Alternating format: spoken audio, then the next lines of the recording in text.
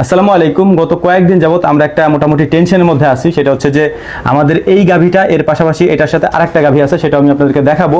এই দুইটা গাভীর বাচ্চা দেওয়ার কথা, কিন্তু এই বাচ্চা দেওয়ার মানে যে তারিখটা আছে সেই তারিখের ওভার হয়ে গেছে। এখন যে কোনো সময় দিতে পারে, যে কারণে হচ্ছে আমরা কোথাও বেরোতেও পারতেছি না। কারণ আমাদের যেহেতু অনেকগুলা খামার বলতে আমাদের হাঁসের খামার, মুরগির খামার বা অন্য যে খামারগুলো আছে, ওই খামারগুলোতেও আমাদের তেমন একটা সময় দেওয়া হচ্ছে না এখানে থাকার কারণে। আর এটার মূল কারণ হচ্ছে এই বাচ্চাটা কখন দেয় চিন্তার একটা বিষয়, কারণ যে কোনো মুহূর্তে দিতে পারে। কয়েকটা লক্ষণ আমি আপনাদেরকে দেখাই। যেমন ধরেন, বাচ্চা দেওয়ার পূর্বে গাভীর এই যে গর্তটা আছে, এই যে মানে কোমরের এখানে যে গর্তটা থাকে, এইটা গর্ত হয়ে যায় আর কি। এই যে দেখতেই পাচ্ছেন যে এখানে এই একটা গর্ত হয়ে গেছে, পিঠের এইখান থেকে এসে এখানে একটা গর্ত হয়ে গেছে। আর এই সাইডেও সেম, এই সাইডেও সেম, এখানেও এসে এখানে একটা গর্ত হয়ে গেছে, মানে এই জায়গাটা গর্ত হয়ে যায়। আমরা যেটা আর কি আমাদের লক্ষণ হিসেবে যেটা বুঝি। আর আরেকটা লক্ষণ হচ্ছে যে এই যে বাটগুলো আছে, এই বাটগুলো হচ্ছে যে একেবারে শক্ত হয়ে যায়, মানে এটা এখনো শক্ত হয় নাই, মানে এখনো বাচ্চাদের মতো ওয়েতে আসে নাই।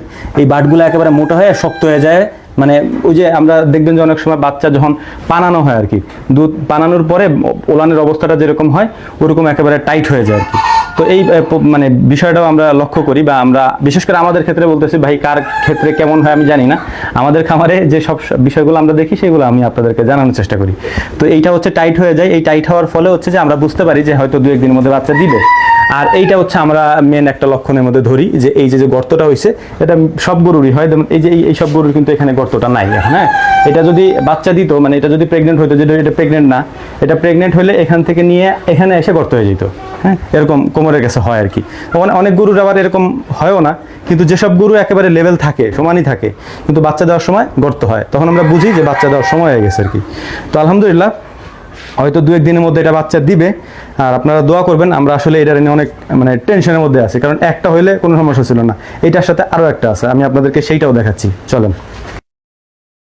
এই হচ্ছে আলহামদুলিল্লাহ আর একটা গাভী। এই গাভীটারও সেম অবস্থা, তবে আমার মনে হইতেছে যে ওই গাভীটার আগে এই গাভীটা বাচ্চা দিবে আর কি। এটা আমাদের একটা দেশি গরু আর কি, দেশি গরু বলা যায়। দুইটা গাভী যেহেতু একসাথে বাচ্চা দিবে, এই কারণে একটু টেনশন বেশি। কারণ হচ্ছে যে কোনটা কখন দিবে, যে কারণে আমরা আগেই বলছি যে বেরোইতে পারি না এখন। আর মানুষের অনেক বেশি চাপ থাকার কারণে আমাদের আরও একটা প্রবলেম হয়ে যায়। এটা আসলে বোঝানো যায় না মানুষের, আসলে মানে আপনারা আমি যতই বোঝাই আপনি বুঝবেন না।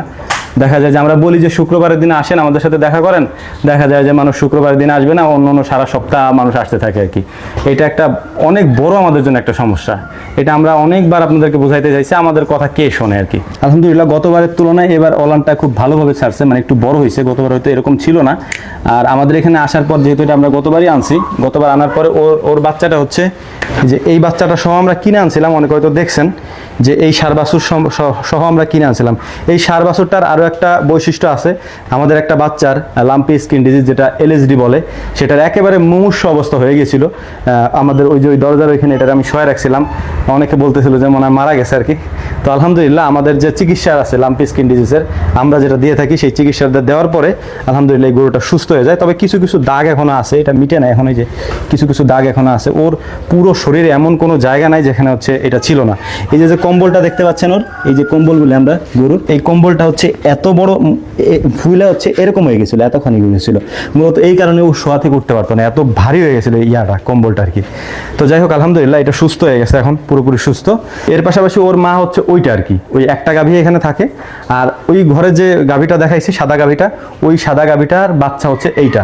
এই গরুটাকে আমরা আনছিলাম হচ্ছে দেশি গরুতে আমরা শাহিওয়ালের বীজ দিয়ে, তারপর হচ্ছে যে জাত উন্নয়ন করার জন্য। অর্থাৎ শাহিওয়ালের যে ষাঁড় বাছুরগুলো হয়, সেই ষাঁড় বাছুরগুলো বাজারে একটু ভালো রেট থাকে, এবং এটা মানে মানুষের চোখেও পড়ে বেশি। শাহিওয়ালগুলো দেখতে সুন্দর, যেটা আমি আপনাদেরকে দেখাইলাম। ওর যে একটা বাচ্চা আছে।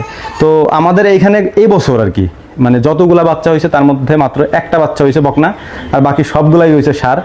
তো মানে এই সব গরু থেকে আমরা ষাঁড় বাচ্চাই আশা করি। আল্লাহ তাআলা যেটা লিখে রাখছেন ওইটাই হবে। তবে আমরা আশা করি যে আল্লাহ তাআলা যেন আমাদেরকে একটা ষাঁড় বাচ্চা দেন, কারণ এটা মনে করেন যে 4-5 কেজির মতো দুধ হইতে পারে। ওই তো 4-5 কেজি দুধ হইলে ওইটা আমরা মানে দুধ দহন করি না, ওইটা বাছুরকে খাওয়াই দিই, এবং বাছুরকে খাওয়ানোর পরে বাছুর খুব ভালোভাবে একটা মানে হৃষ্টপুষ্ট হয়।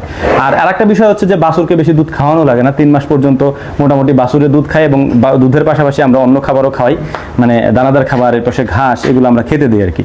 তো যাই হোক, আলহামদুলিল্লাহ। তো এইটাকে আমরা মূলত আনছি এই কারণে যে এইটা থেকে আমরা যে বাছুরটা পাবো ওই বাছুরটাকে মূলত আমরা ষাঁড় বাছুর যদি হয় তাহলে আমরা পরিপূর্ণভাবে ওকে আমরা রেডি করব মাংসের জন্য আর কি।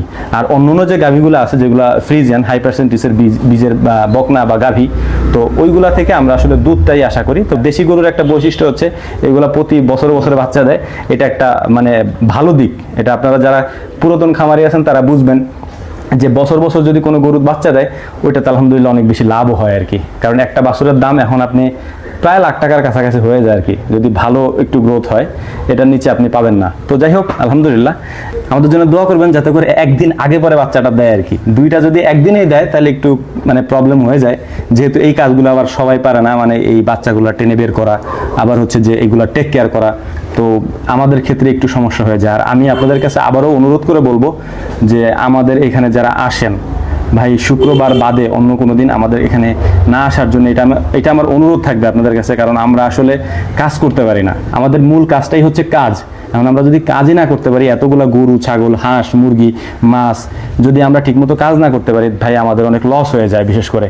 আর আরেকটা বিষয় আপনাদেরকে আমি বলি, ধরেন আমরা নিয়মিত যদি কাজ না করতে পারি, দেখা যায় এখানে আজকে 2টা মুরগি মারা গেল, তো ওইখানে 2টা হাঁস মারা গেছে, পুকুরে 4টা মাছ মারা গেছে। এখন এগুলোর তো সমাধান করতে হবে, মানে সমস্যা তো হবেই, যেহেতু এগুলা জীবন্ত প্রাণী, সমস্যা হবেই। তো এই সমস্যাগুলো তো আমাদের সমাধান করতে হবে। তো সমাধান করার জন্যই মূলত হচ্ছে যে আমরা প্রতিনিয়ত এদের সাথে কাজ করি, বা এদের গোসল করানো, খাওয়া দাওয়া করানো, এইসব জিনিসগুলো যদি দেখাশোনা পর্যন্ত না করতে পারি, মানে এরকম একটা পরিস্থিতি হয়ে গেছে, এই জন্য আমি আপনাদেরকে বলতেছি যে আমরা দেখাশোনাটাও ঠিকমতো করতে পারছি না আর কি, মানে মানুষের চাপে। তো আমাদেরকে শুক্রবার ছাড়া অন্য কোনো দিন মানে আমাদের এখানে না আসার জন্য আমরা বিশেষভাবে অনুরোধ করতেছি। এতে করে হবে কি, আমরা কাজ করতে পারবো ইনশাআল্লাহ, আপনাদেরকে আরো ভালো ভালো জিনিস আমরা দেখাইতে পারবো, পরামর্শ দিতে পারবো ইনশাআল্লাহ। তো যাই হোক, ছোট ভাই বা ছেলে হিসেবে যদি ভুল কিছু বলে থাকি তাহলে ক্ষমাসুন্দর দৃষ্টিতে দেখবেন, আর আমাদের জন্য দোয়া করবেন। আল্লাহ তাআলা যেন আমাদের ব্যবসায় বারাকা দান করেন। আসসালামু আলাইকুম রহমতুল্লাহ।